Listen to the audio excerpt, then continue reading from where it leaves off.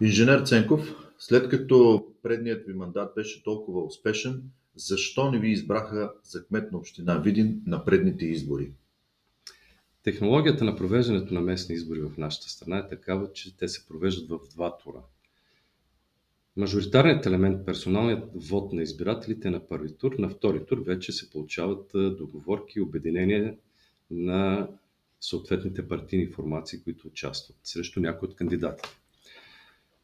На първи тур аз имах най-висок резултат като кандидат на политическа формация на една партия. Това е политическа партия ГЕРБ, от която бях част и за която бях 7 години партиен ръководител на общинската структура.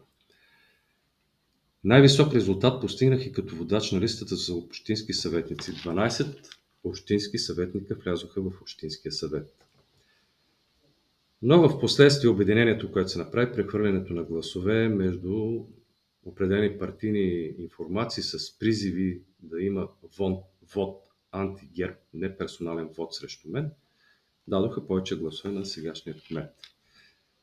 Този процес не беше лишен и от определена доза предателство и пороците, които всички знаем, че съществуват при избори. Искам да обърна внимание защо се получи това предателство.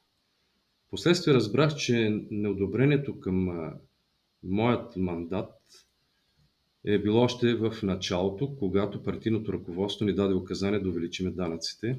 Аз бях поел ангажимент към видинските граждани да не ги увеличавам, въпреки изпълнението на финансово-оздравителния план, който беше един много труден процес, за първи път се осъществяваше. Ние го изпълнихме и не увеличих местните данъци и такси. В последствие имаше опити за натиск срещу мен за определено поведение при изпълнението на значимите инфраструктурни проекти, което аз не го допуснах, защото това означаваше, че могат да бъдат провалени тези проекти и което да доведе значителни щети и вреди в последствие за община Видин. Това са част от причините, които доведоха до обстоятелството в последствие да не бъда избран за кмет на община Видин втори мандат.